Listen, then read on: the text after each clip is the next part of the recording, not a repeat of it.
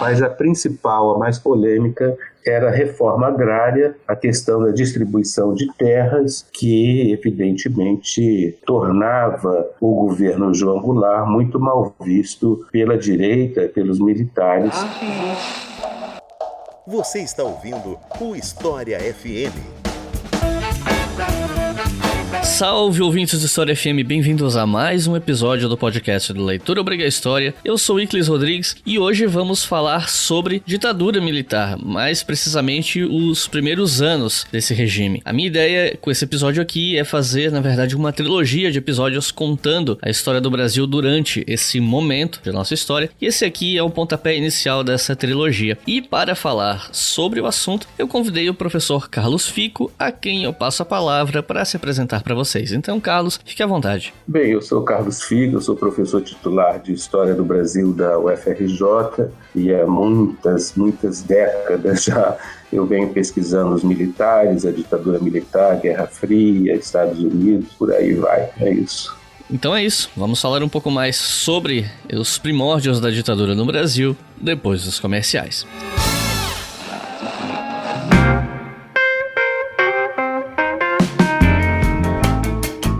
Então, gente, além do anúncio do Apoia-se que eu sempre faço aqui, hoje eu queria fazer um anúncio um pouquinho diferente, que na verdade é um pedido para vocês compartilharem esse episódio do História FM por aí. Por quê? Hoje, dia 13 de dezembro, que é o dia que oficialmente esse episódio está indo ao ar, é o aniversário de um dos momentos mais infames do Brasil contemporâneo, que foi o AI-5. Se você não sabe o que é AI-5, não se preocupe, esse episódio vai falar sobre isso, você vai aprender, vai entender o que é. Mas o fato é, justamente por conta desse aniversário de algo tão infame, é que possivelmente algumas pessoas vão acabar falando sobre isso nas redes sociais e tal. Então eu queria pedir para, caso você esbarre com essas discussões, que você passe esse episódio para as pessoas, para instruir elas do que foi, do que significou esse momento. Mas, mesmo que você não veja nenhuma discussão sobre esse assunto, eu queria pedir para, caso seja possível, você apresentar o História FM para alguma pessoa que você sabe que gosta de história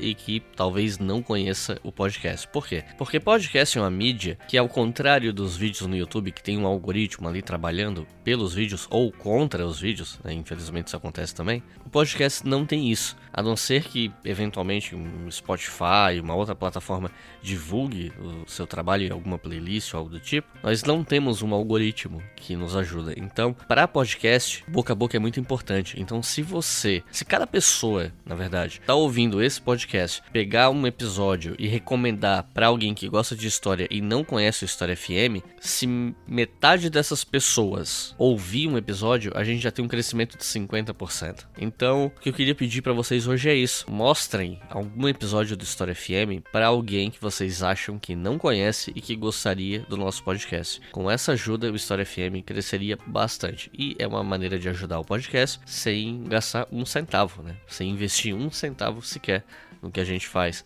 caso você não possa contribuir. Mas, se você puder contribuir, nós temos a nossa campanha no Apoia-se. A partir de R$2 por mês, que é um valor bem baixo para quem tem alguma renda. Eu sei que tem muita gente que infelizmente não tem renda nesse momento e tá tudo bem, cada um ajuda como pode. Mas, para quem tem uma renda fixa, R$2 por mês é um valor muito irrisório, muito baixo. E vocês ajudam na manutenção desse programa aqui e na expansão do Leitura Obriga História como selo de produção de podcasts. E se vocês apoiarem com R$5 por mês, vocês podem ouvir os episódios do História FM, do Colunas de Hércules e do Estação Brasil com antecedência. E os nossos novos apoiadores e apoiadoras são Gabriel de Oliveira, Gabriel Figueiredo, Ana Paula Costa, Alana Reich, Ailton Júnior, Paulo Moura, Samuel Batista, Ramon Faquin, Rafael Aires, Pedro Freitas, Rainan Carvalho, Leonardo Scapim, Jefferson Leal, Matheus Colares, Ricardo Marini, Flávia Gomes e Felipe Mondim. Muito obrigado, pessoal. Vocês fazem esse podcast existir, não só vocês, mas todas as outras pessoas que nos apoiam. E eu espero que o nosso trabalho continue sendo de qualidade para justificar o seu apoio. Agora chega de papo e vamos para o episódio.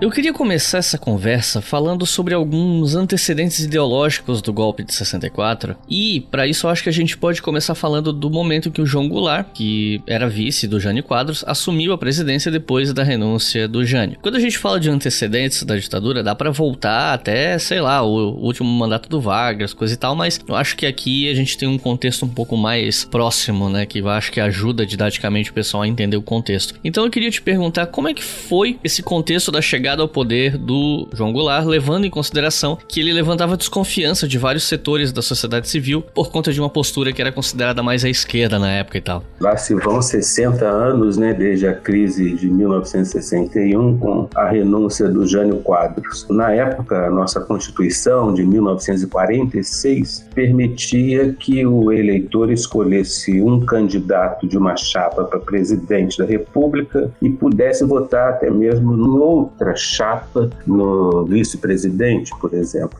Então não era obrigatório, como hoje, escolher uma chapa. E com isso houve a eleição do Jânio Quadros, mas o vice eleito não foi o vice da chapa do Jânio Quadros, mas o João Goulart, que era trabalhista, tinha uma longa tradição no trabalhismo junto a Getúlio Vargas, era considerado mesmo herdeiro político do Getúlio Vargas, de modo que nós ficamos na eleição de 1960, eles assumiram logo no início de 61, com essa configuração algo estranha, né? Um presidente conservador, apoiado pelo partido de direita da época, o DN, e o vice-presidente trabalhista, de algum modo assim relacionado com a esquerda, embora João Goulart não fosse propriamente de esquerda ou comunista. Mas quando houve, poucos meses depois da posse, o presidente Jânio Quadros, numa situação, uma tentativa de autogolpe, ele renunciou na esperança de que a população fosse para as ruas clamar pela sua volta e mesmo que o Congresso Nacional resistisse a essa renúncia. No entanto, nada aconteceu como ele planejou. O Congresso Nacional aceitou, simplesmente reconheceu, recebeu a renúncia, nomeou o presidente da Câmara, Ranieri Mazzilli, para assumir.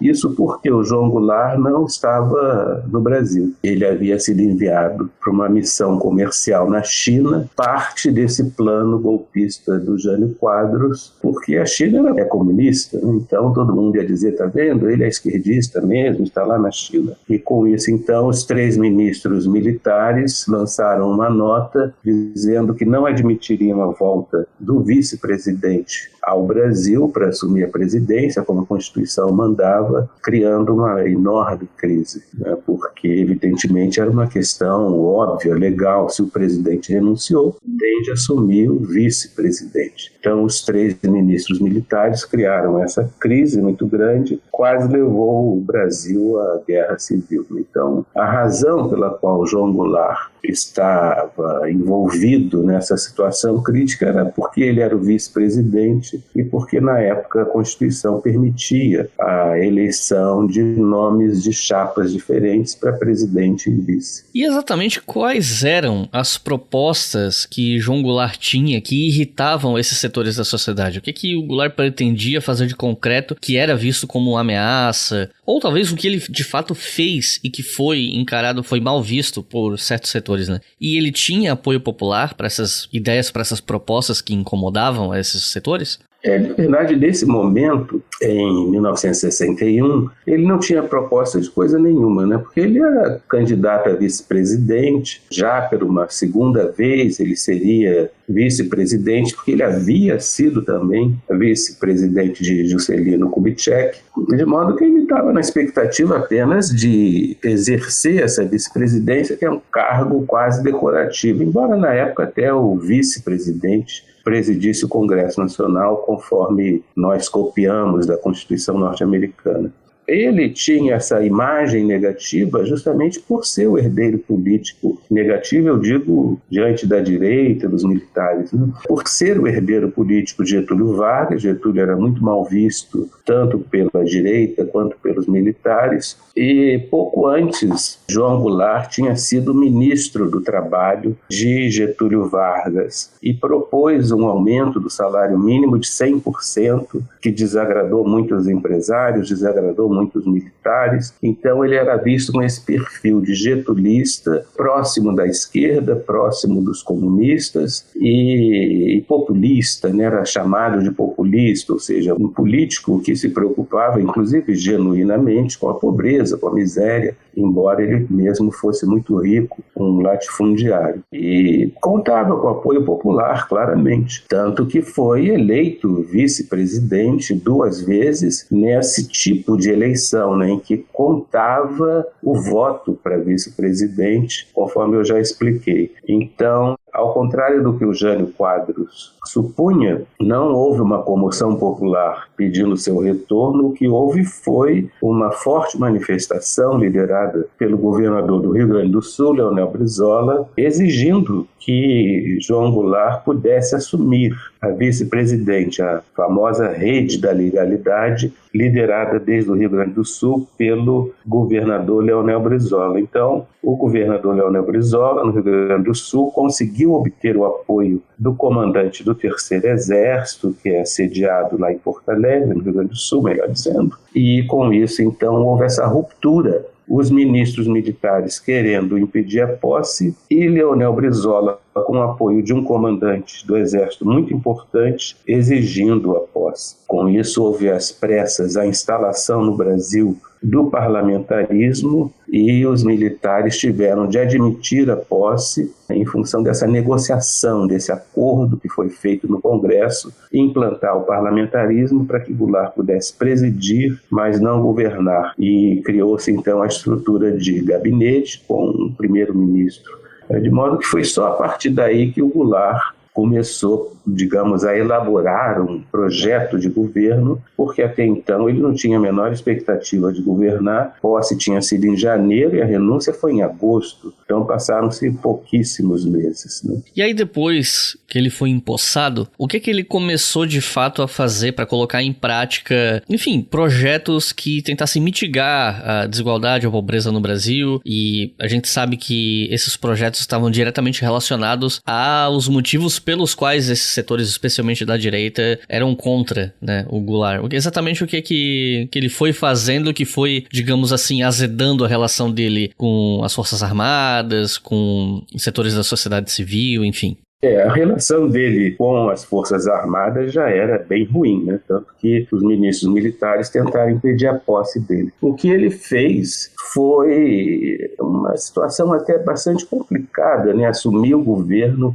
nessas condições, sem ter todos os poderes da presidência da República, num regime parlamentarista totalmente inusitado na tradição republicana. Então, de início, ele tentou negociar, estabelecer um clima, vamos dizer, de negociação com os setores mais conservadores e também com os sindicatos, com os trabalhadores com os quais ele era ligado, mas isso não deu certo. Então ele foi, ao longo do período, se aproximando mais das propostas da esquerda, e daí o surgimento dessas chamadas reformas de base, né? As reformas de base eram o cerne, vamos dizer, das propostas do governo de João Goulart, sobretudo depois de janeiro de 63. A tal emenda que aprovou o parlamentarismo em 61, para permitir a posse dele, previa um plebiscito no qual o povo era chamado a dizer se realmente deveria persistir o parlamentarismo ou voltar ao presidencialismo. O parlamentarismo perdeu, e com isso, a partir do início de 63, o João Goulart se sentiu mais fortalecido para, digamos, levantar propostas, fazer um programa de governo que se consolidaria nessas chamadas reformas de base. Eram reformas as mais diversas, reforma bancária, reforma universitária,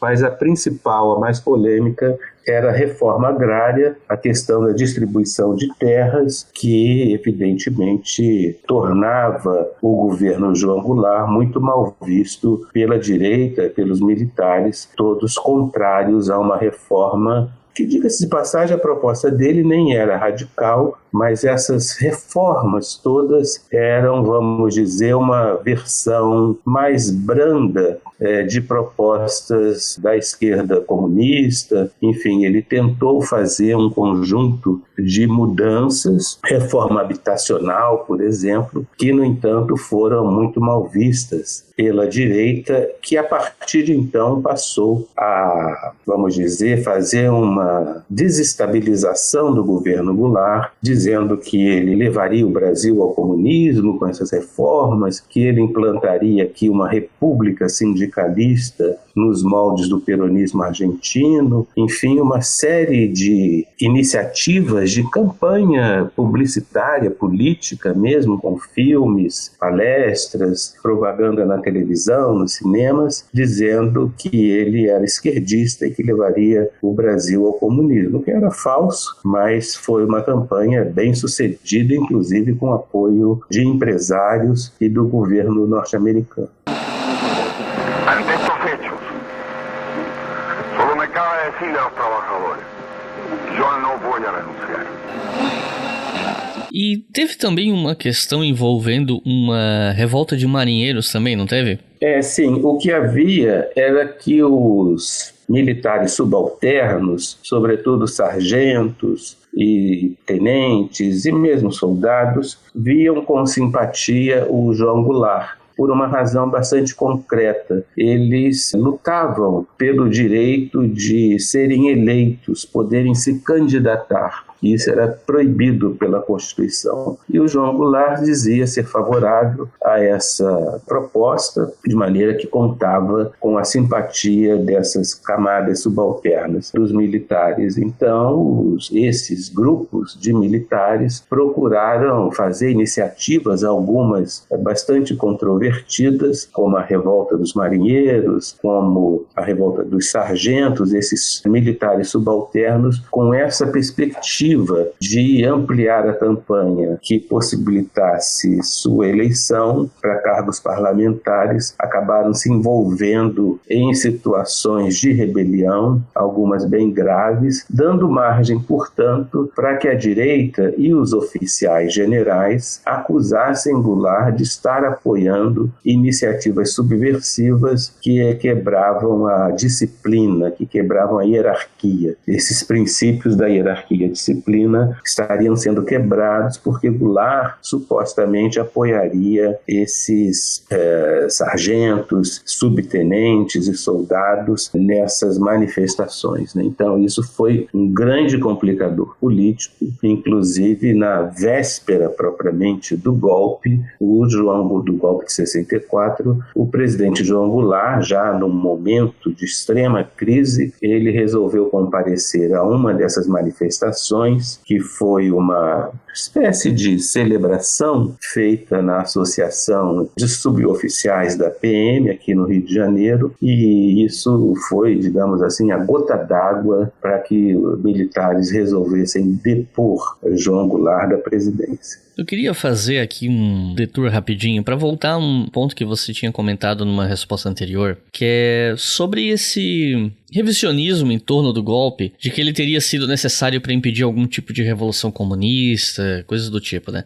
E para isso existe a tentativa de superestimar situações como, por exemplo, relatórios da espionagem, se não me engano, da Tchecoslováquia aqui no Brasil, ou a existência de grupos socialistas no Brasil, como se a mera existência dos grupos socialistas fosse suficiente para dizer que existia uma ameaça de uma revolução e tal. Eu queria pedir para você explicar para quem está ouvindo o que é que se sabe sobre esses relatórios da espionagem de países do bloco socialista por aqui, sobre grupos socialistas locais e sobre a possibilidade ou não de uma revolução socialista nessa época, uma vez que esse revisionismo bate muito nessa tecla, né?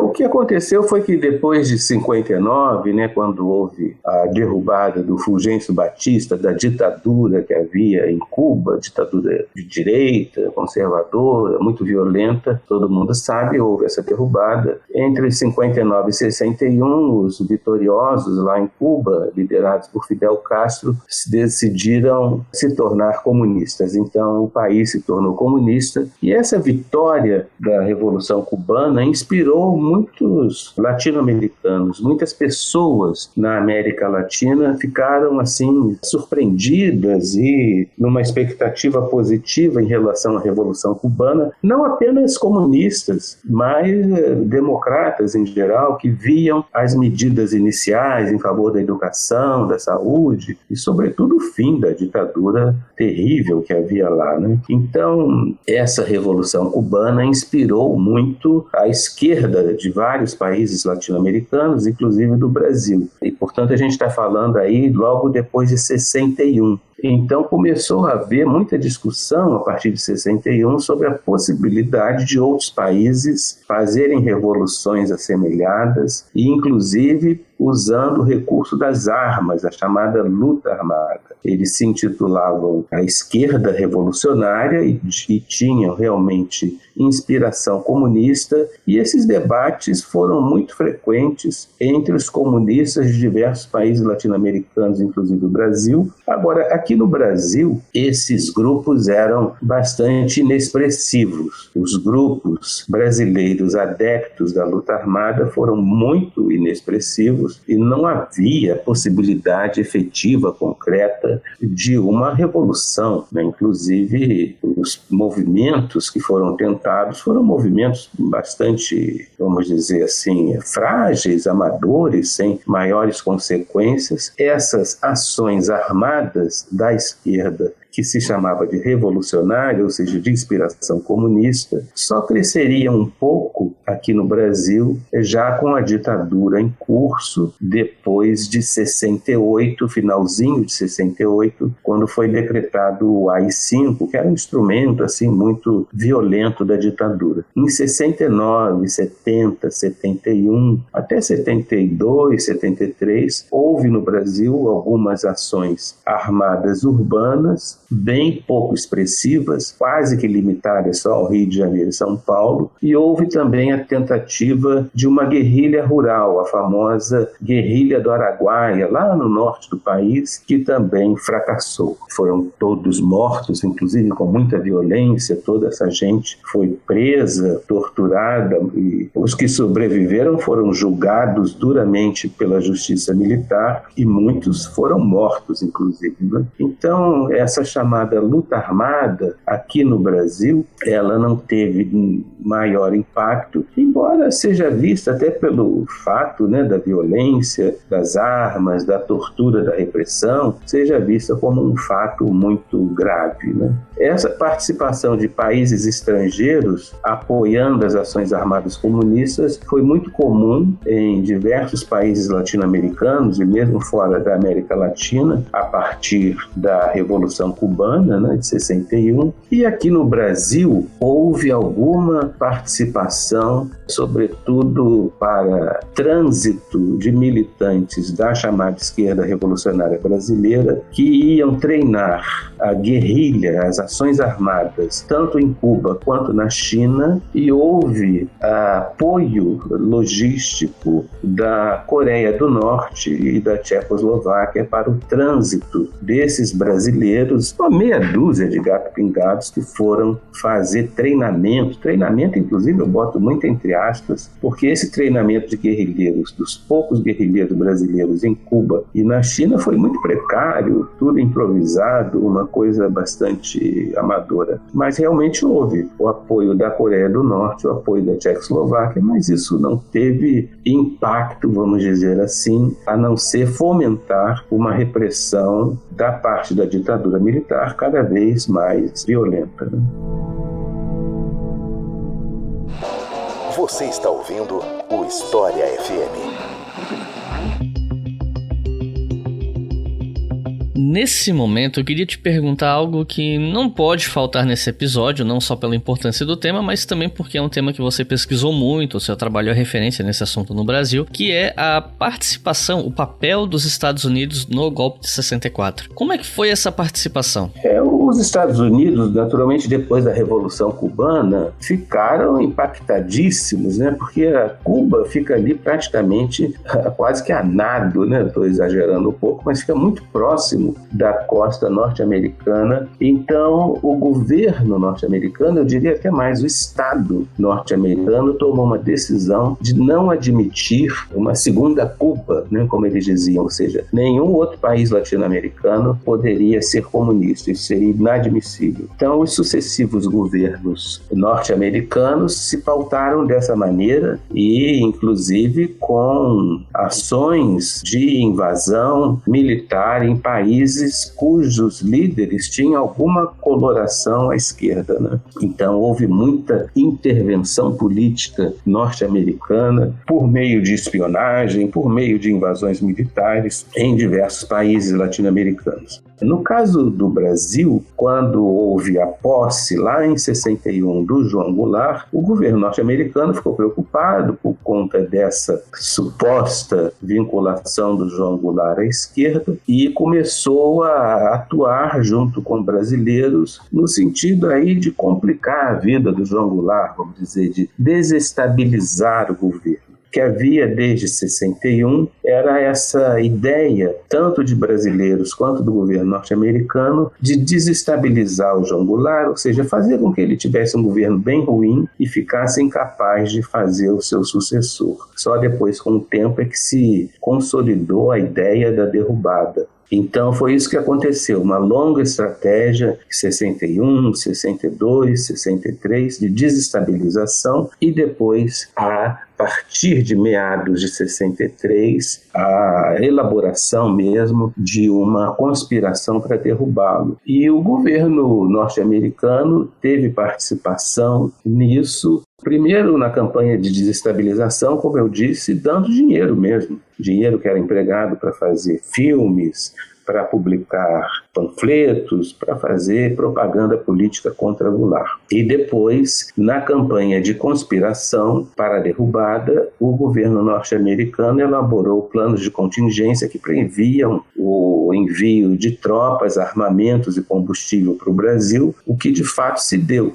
O embaixador norte-americano no Brasil, Lincoln Gordon, acabou convencendo o Departamento de Estado, né, o Ministério das Relações Exteriores lá norte-americano, a fazer isso com a tese de que Goulart implantaria uma república sindicalista que depois se tornaria comunista, o que era uma loucura completa, um devaneio, mas convenceu o Departamento de Estado, que então acabou aprovando esse plano, né? Se os brasileiros iniciassem um movimento de derrubada do Goulart, como de fato iniciaram, os Estados Unidos da América enviariam navios e contratorpedeiros e armas, munições, combustível, enfim, para apoiar os golpistas. Isso foi feito, mas o golpe de Estado de 64 foi rapidamente vitorioso e não foi necessário a intervenção militar norte-americana. Então, essa força-tarefa, ela nem chegou às costas brasileiras. Quando os Estados Unidos viram que Goulart havia sido derrotado, a força-tarefa naval, que inclusive contava com um poderosíssimo navio para pouso de aviões, voltou, acabou retornando e foi dissolvida a força-tarefa. E falando no golpe, aí eu queria pedir para você explicar para o pessoal que está ouvindo como é que ele aconteceu, de fato, como é que foi esse passo a passo mais próximo da data, digamos assim, né? Como é que o golpe efetivamente foi colocado em prática? A impressão que eu tenho, depois de estudar há tantos anos esses episódios, foi que o João Goulart, no início de 64, ele percebeu que já estava derrotado, sabe? E então ele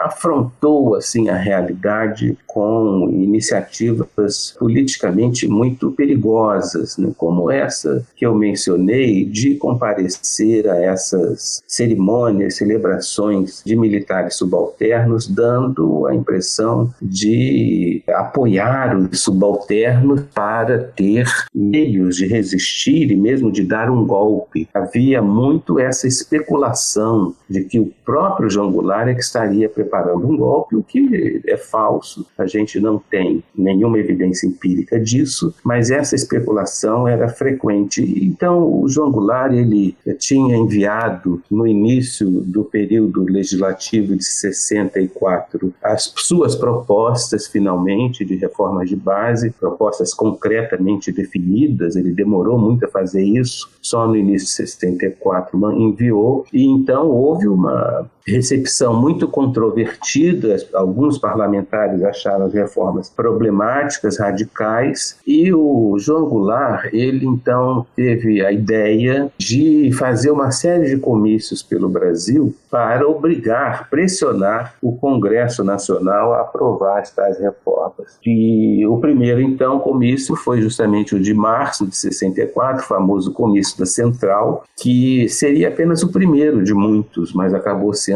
o primeiro e último, né? Porque não houve condições de fazer nenhum outro, já se estava nessa escalada golpista que levaria à derrubada de João Goulart. E um dos últimos episódios dessa série, vamos dizer, de ações assim, meio enlouquecidas do João Goulart, talvez antevendo a sua derrota e se inspirando no que Getúlio Vargas havia feito quando foi afastado do poder em 45, né? Getúlio Vargas, no final do Estado Novo, foi afastado, se recolheu na sua cidade natal, em São Borja, e depois acabou sendo eleito presidente da República em 1950. João Goulart talvez tenha pensado nisso, já que estava tudo muito ruim naquele momento. E eu dizia, a sua última decisão problemática foi essa de comparecer no Automóvel Clube, aqui no Rio de Janeiro, no centro do Rio de Janeiro, para essa celebração da Associação de Suboficiais. Ele fez lá um discurso muito radical, um discurso realmente de afronta à direita, e até ele não havia feito um discurso tão radical no comício da Central, mas no dia 30 ele fez esse discurso. Essa cerimônia foi transmitida pela televisão, que então dava os primeiros passos, né, no Brasil, e um oficial general mais afoito em Juiz de Fora, o general Mourão Filho, mesmo contra a vontade de outros chefes militares, decidiu iniciar o golpe. Estava previsto para dali a 2-3 dias. Esse general Mourão Filho decide movimentar suas tropas em direção ao Rio, e isso então desencadeia o golpe. Esse golpe vai se consolidar dali a 2 dias, porque o João Goulart estava no Rio de Janeiro e foi desaconselhado pelos chefes militares aqui do Rio a permanecer na cidade, que poderia ser preso pelo Mourão Filho, pelas tropas. E então ele sai do Rio para Brasília. Lá em Brasília o Congresso Nacional se reúne, e já na madrugada do dia 1º para o dia 2, o João Goulart deixa Brasília e vai em direção a Porto Alegre. E nesse momento o Congresso Nacional declara a vacância do cargo. Uma declaração ilegal, inconstitucional, porque o presidente estava em território nacional, mas ainda assim o Congresso declarou a vacância, consolidando o golpe, né? Então o golpe, como muitos de nós dizemos, foi um golpe realmente civil-militar, né, na medida em que o Congresso Nacional declarou a vacância da presidência da República, embora Goulart ainda estivesse voando de Brasília para Porto Alegre. Então, em termos gerais, foi assim que aconteceu o golpe. This government, as promised, has maintained the closest surveillance of the Soviet military buildup on the island of Cuba. E eu queria aproveitar que você comentou justamente sobre essa coisa do golpe ser civil-militar, que é para falar sobre essa nomenclatura, mas também sobre essa nomenclatura que é usada de que o regime teria sido uma ditadura empresarial militar, né? Porque, de fato, houve participação civil no golpe. Só que, sim, uma coisa é você ter parcelas da população civil que são contra o governo. Outra coisa é você ter parcelas que participam ativamente do golpe e do, digamos assim, do regime em si, né? Da parte procedimental da violência de Estado ou da implementação dos interesses do regime. E aí eu queria te perguntar que setores da sociedade civil que apoiaram diretamente, participaram diretamente do golpe desses primeiros anos de regime, assim, setores como, sei lá, a imprensa, por exemplo. O que a gente sabe sobre isso? Houve um apoio amplo, né, ao golpe da classe média, de muitos setores da classe média, né, as famosas marchas da família com Deus pela liberdade, promovidas pela Igreja Católica, também apoiou o golpe. A imprensa, a grande imprensa, né, já pedia a renúncia do João Goulart, então isso também favoreceu o golpe de Estado. É claro que os militares, majoritariamente, e os empresários também, que já vinham participando daquela campanha de desestabilização que eu mencionei antes, de maneira que havia muita gente apoiando esse golpe. E eu chamo o golpe de civil-militar não por conta desse apoio, né, mas porque houve a participação mesmo de civis concretamente no golpe. Essa articulação, por exemplo, com o governo norte-americano foi feita por meio do governador Magalhães Pinto, ou seja, um governador civil, né, que entrou em articulação com aquele país, com o governo daquele país. Assim como o Congresso Nacional, ao declarar vaga à presidência da República, o presidente do Congresso, senador Aldo de Moura Andrade, se tornou um agente decisivo do golpe, de maneira que foi realmente um golpe com a participação de civis no seu engendramento, vamos dizer assim. Agora, a ditadura, eu acho que foi uma ditadura militar, apenas militar, isso porque vários desses civis que deram o golpe, que participaram propriamente do golpe, eles acabaram afastados e mesmo punidos. Vários governadores, por exemplo, como o Carlos Lacerda, o Adhemar de Barro, viriam a ser punidos e caçados pelos militares. E as decisões concretas, os poderes efetivos passaram a ficar logo em meados de 64, até o final de 64, na mão dos militares, de modo que me parece correto falar em ditadura militar, embora se possa falar em golpe civil-militar. E tem um aspecto que me parece importante, é que essas discussões elas são, às vezes, um pouco nominalistas, ou seja, muita gente tem a impressão que dar nome a um episódio qualquer é suficiente para entendê-lo. Isso, evidentemente, não é verdade, e até porque, se a gente fosse classificar o golpe de 64 adjetivando conforme os grupos que apoiaram, a gente teria que chamar o golpe de militar, civil, empresarial, religioso, midiático e mais não sei o quê. Então isso não faz sentido, é uma discussão às vezes um pouco infrutífera, né? Porque a questão concreta é entender o processo histórico e não apenas debater nomes.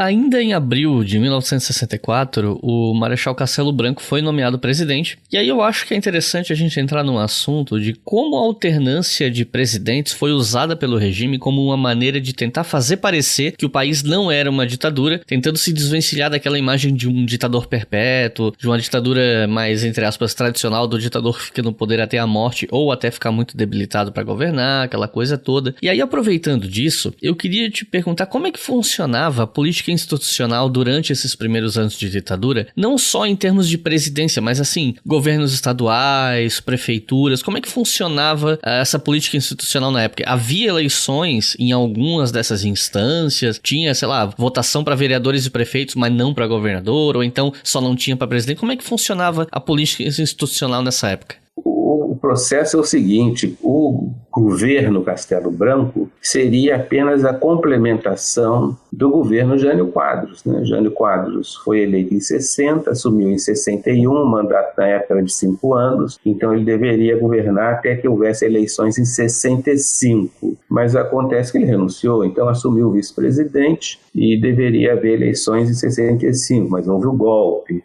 E assume, então, primeiro o presidente da Câmara, Ranieri Mazzilli, e finalmente o Congresso Nacional faz uma eleição indireta, porque os militares, um comando supremo militar que se instalou logo depois do golpe, impõe uma lei de exceção, chamado Ato Institucional, que seria o primeiro depois de vários, e esse ato institucional, então, declara que o Congresso terá de escolher um presidente, não, para completar o mandato ainda do Jânio Quadros. Então, veja, quando houve o golpe, havia expectativa de eleições em 65. o cidadão que seria eleito pelo Congresso, eleito entre muitas aspas, né? Porque esse ato institucional também cassou dezenas de parlamentares, então o Congresso estava de joelhos. Mas, enfim, teria que se escolher alguém, e esse alguém apenas completaria o mandato do Jânio Quadros. E assim foi feito. Castelo foi eleito com essa perspectiva, e daí a gente entende por que tantos civis apoiaram o golpe, ou seja, vários eram inclusive candidatos a presidente, como Carlos Lacerda, Adhemar de Barros, Juscelino Kubitschek. Todo mundo achou, bom,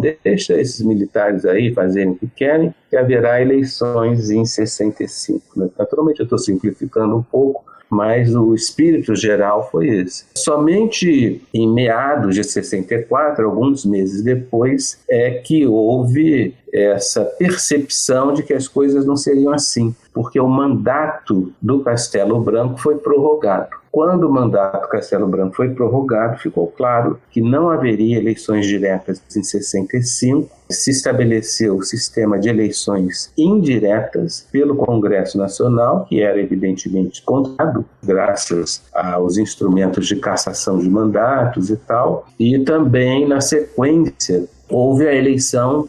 Castelo Branco, ele concordou com essa prorrogação do seu próprio mandato, estabelecimento de eleições indiretas para presidente, mas as eleições diretas para governador de 65 foram mantidas. E ocorre que 2 governadores em Minas Gerais e na Guanabara, a antiga estado da Guanabara, foram eleitos candidatos de oposição. Então, os militares mais radicais impuseram a eleição indireta também de governadores, e assim foi até a primeira eleição direta para governador, novamente, só aconteceria já no finalzinho da ditadura, em 1982. E por isso nós ficamos sem eleições diretas para presidente, para governadores de estado, e para muitas cidades também não havia eleição para prefeito, porque eles, prefeitos de capitais eram escolhidos pelos governadores e prefeitos de cidades consideradas de segurança nacional também. Então todo o processo eleitoral foi conspurcado, embora, como você tenha dito, os militares tenham criado esse sistema de rodízio para simular uma espécie de mandato na presidência da República, com o propósito de se distinguir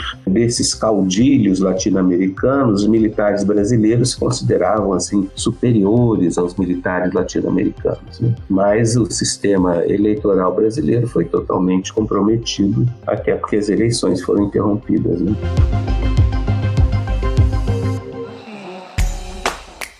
Se você quiser colaborar com o História FM, você pode fazer isso via Pix, usando a chave leituraobrigahistoria@gmail.com. E assim você colabora para manter esse projeto educacional gratuito no ar.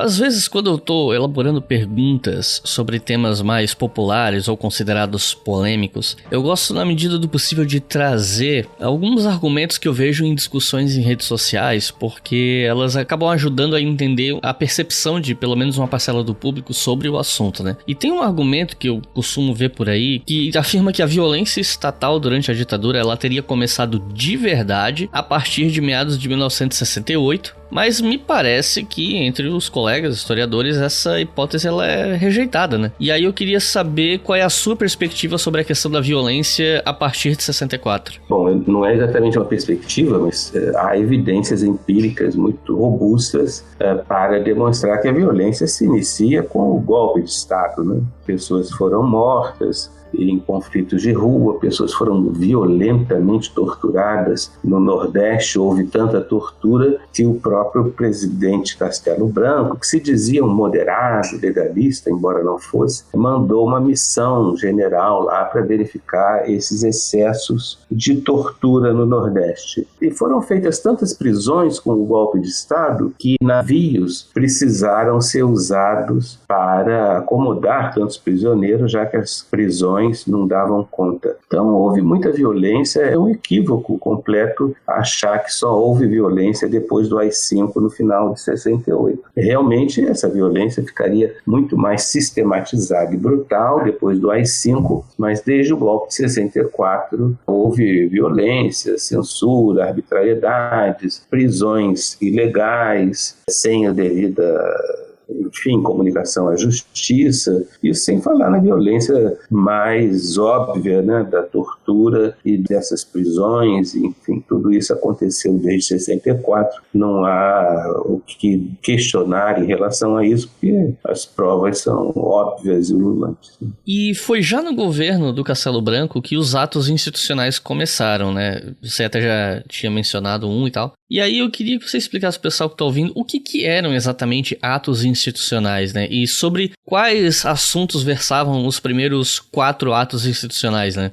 Os atos institucionais são diplomas legais, entre aspas, que não existiam na tradição brasileira, né? Não há na tradição brasileira nada disso. Então, a ditadura, os militares, eles queriam ter uma espécie de regulamentação para impor o seu projeto autoritário de saneamento da sociedade, né? A sociedade vista como despreparada, os políticos vistos como corruptos, o suposto risco, né, que era uma maluquice, mas enfim, do comunismo, da subversão. Eles queriam aplicar essas punições revolucionárias para supostamente corrigir os rumos do Brasil, e para isso demandavam uma norma legal. Então, os juristas de direita que auxiliaram sempre as ditaduras, desde o Estado Novo, mas também a ditadura militar, criaram essa coisa, né, que não existia na tradição brasileira, nunca mais existiu. Os chamados atos institucionais são, então, regulamentos com cara de lei, né, com força de lei, embora sem a legitimidade legal, porque estão longe de serem aprovados pelo Congresso ou coisa parecida. A ideia era ter apenas um. O ato institucional de 9 de abril seria o único ato institucional, dando esses poderes revolucionários para suspender direitos políticos, caçar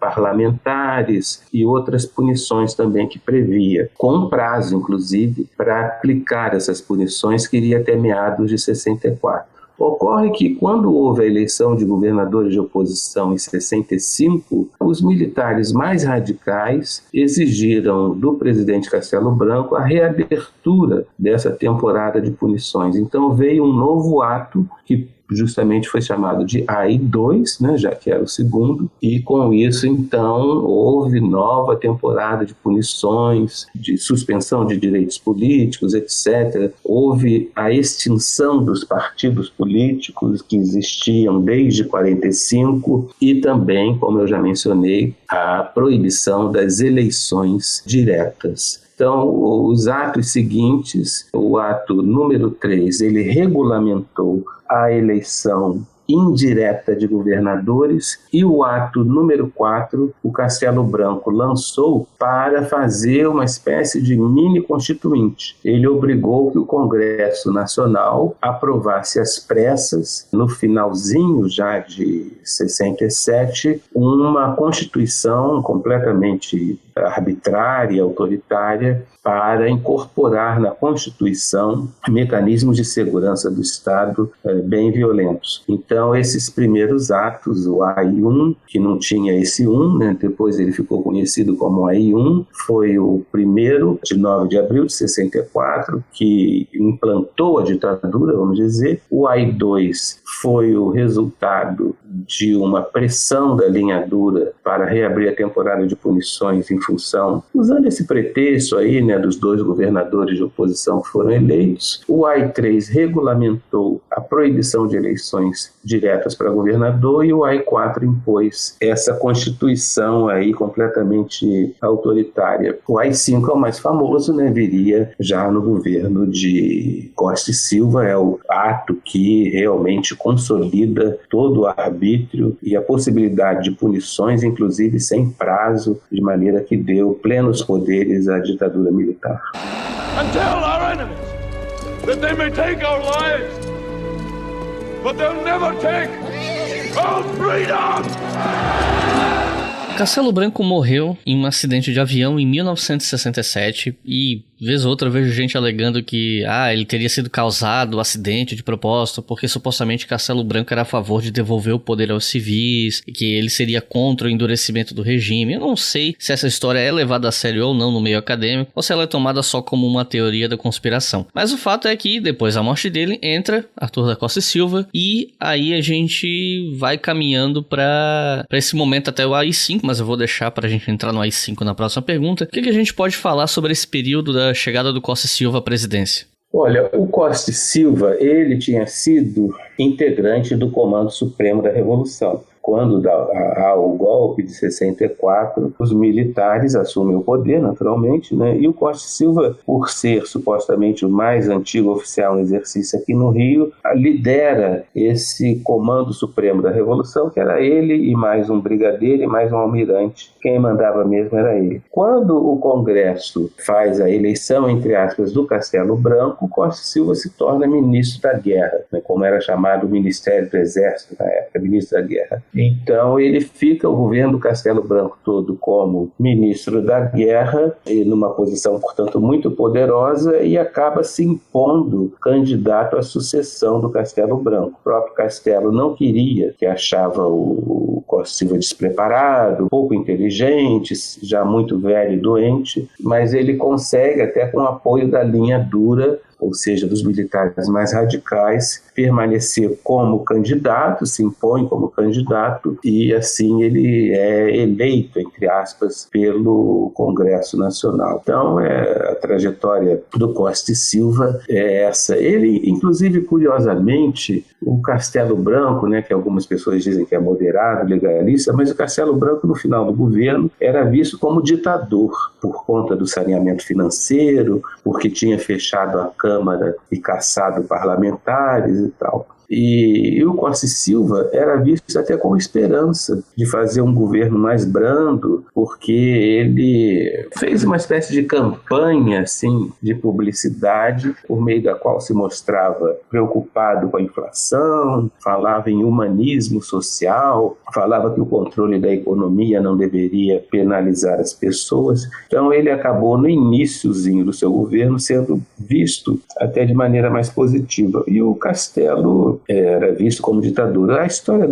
da morte dele, aquilo foi um acidente mesmo, não houve nada do que as pessoas cogitam aí de atentado, e ele, inclusive o piloto sobreviveu, né? Foi uma situação trágica ali de um acidente com outro avião. Mas enfim, no final do governo do Castelo Branco, ele era visto até como mais radical do que o Costa e Silva. Então a gente chega ao AI-5, e aí eu queria te perguntar o que serviu como desculpa, quais situações políticas ocorridas no ano de 68 serviram como desculpa para a promulgação do ato institucional, e por que esse é o ato... Bom, ia perguntar por que é o ato mais mencionado, de certa forma isso já foi respondido, né? Porque ele foi o ato que deu plenos poderes de repressão e tal. E inclusive esse ato às vezes é chamado de golpe dentro do golpe, né? E algumas pessoas tratam o AI-5 como marco inicial de um período chamado de Anos de Chumbo. Então eu queria pedir para você contar pra gente, né, o que serviu de pretexto para os eventos de 68 que serviram de pretexto para a promulgação dele em dezembro de 68 e essa tese do golpe dentro do golpe. O que você pensa a respeito? Essa expressão é bastante adequada, pretexto, né? Porque não foram os eventos de 68 que levaram ao AI-5, mas essa perspectiva que vem desde 64 de militares mais radicais quererem punir mais. As punições previstas pelo AI-1 e pelo AI-2 tinham prazo para serem aplicadas, como eu já disse, e esses militares mais radicais ficavam sempre demandando, não, precisa reabrir, tem mais deputados para ser caçado, tem mais comunista para ser preso, etc. Então, o que houve em 68 foi que os estudantes, eles estavam fazendo um movimento estudantil forte aqui no Rio de Janeiro, inclusive em torno mesmo de questões estudantis, como bandejão e coisas do gênero, mais vagas, etc. E a polícia militar aqui do Rio reprimia duramente essas manifestações, e numa dessas repressões houve a morte de um estudante, Edson Luiz, num bandejão que era chamado de calabouço, em março de 68. esse assassinato do estudante Edson Luiz, que estavam lá protestando, os estudantes, mais um protesto contra a ditadura, por mais vagas, mais verbas para o ensino, etc., e gerou uma comoção muito grande, porque os estudantes saíram em passeata, levando o corpo do Edson Luiz até o prédio onde hoje é a Câmara dos Vereadores aqui no Rio. Isso foi fotografado pelos jornais que não estavam sob censura, porque o AI-2 de 65 já não estava vigorando. Então não havia proibição, por exemplo, dos jornais publicarem essas imagens chocantes, tanto da violência quanto do corpo do Edson Luiz. Isso levou a uma série de passeatas que aconteceram entre março e junho aqui no Rio de Janeiro, com a polícia militar enlouquecida, reprimindo, e essas imagens tão pesadas eram propagadas pelos jornais, sobretudo o Jornal do Brasil, Correio da Manhã, chocando a população. E essa população, então, que muitos até tinham apoiado o golpe de 64, diante de tanta violência, se afastaram e engrossaram essas passeatas de 68. Os militares mais radicais aproveitaram essa movimentação dos estudantes para, a partir de junho, fazer uma série de provocações, invadindo, por exemplo, universidades, a Federal do Rio, a Universidade de São Paulo, até mesmo a Universidade de Brasília, onde estudavam muitos filhos de deputados. Essas invasões levavam a que os estudantes acabavam reagindo, então havia aquele clima de conflagração que esses militares radicais queriam usar como pretexto para exigir um novo ato institucional. Na invasão da UNB, da Universidade de Brasília, houve muita violência e, na sequência, um deputado na Câmara dos Deputados fez um discurso criticando violentamente os militares, e os militares usaram esse discurso famoso. Na verdade, foram 2 discursos, do Márcio Moreira Alves, como pretexto para exigir de Costa e Silva a decretação de um novo ato, que foi esse ato institucional número 5, que deu plenos poderes aos militares. Então, toda essa dinâmica social de 68, social e política, que se inicia com o assassinato do Edson Luiz, acabaria sendo utilizado pelos militares da linha dura por meio de provocações para demandar esse instrumento arbitrário tão grave que foi o AI-5. Então, o que aconteceu foi isso. É um pretexto, mas realmente, desde 64, esses militares já pediam instrumentos radicais de punição. E alguns militares falaram que esse AI-5 seria uma revolução dentro da revolução. E muitos analistas passaram a usar a expressão golpe dentro do golpe. Mas não há propriamente uma diferença da natureza do regime antes e depois do AI-5. Isso realmente não me parece correto, não me parece que houve um golpe dentro do golpe. Haveria um golpe de Estado de novo quando o Costa e Silva, em 69, ele sofre um derrame e, em vez do vice-presidente Pedro Aleixo assumir, os ministros militares dão um golpe e formam uma junta. Então, realmente, aí em 69, houve um golpe dentro do golpe. Mas o AI-5 foi apenas o resultado desse processo que vinha desde 64.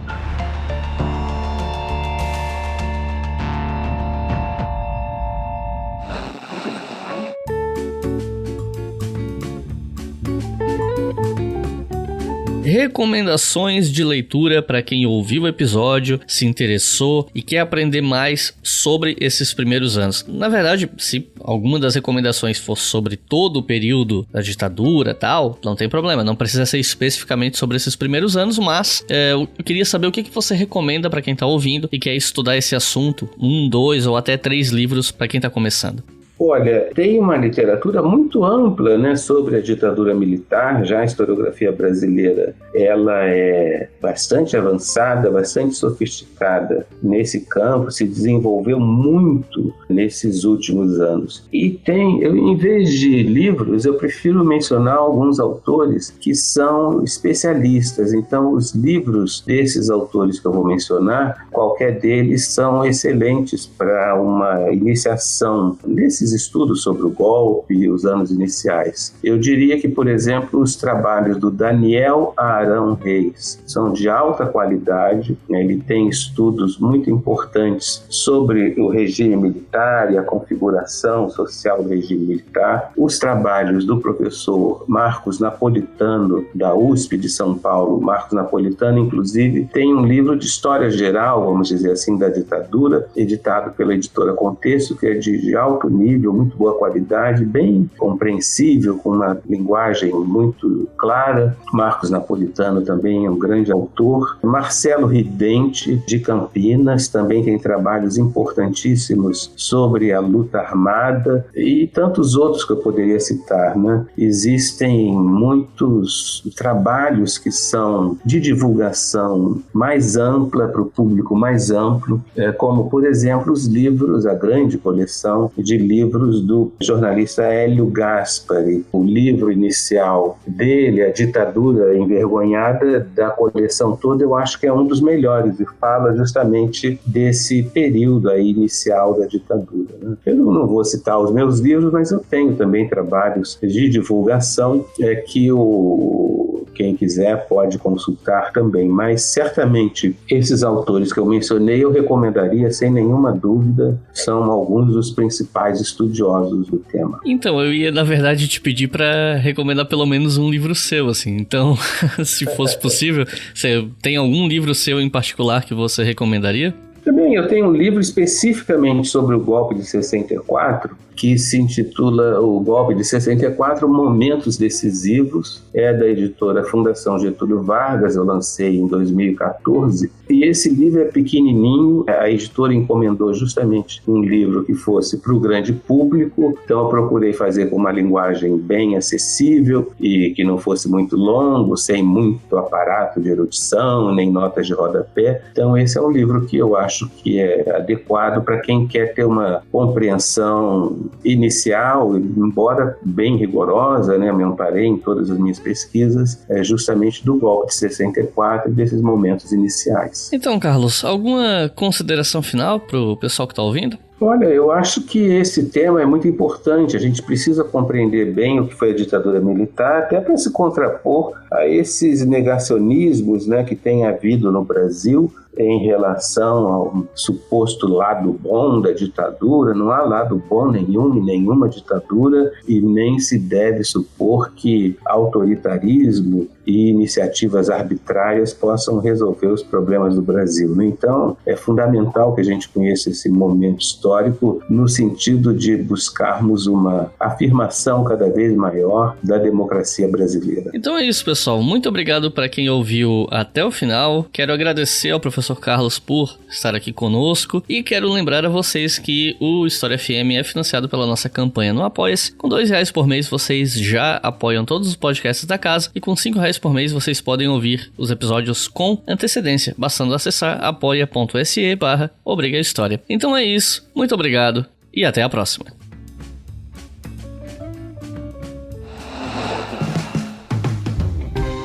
Este podcast foi financiado por nossos colaboradores no Apoia-se.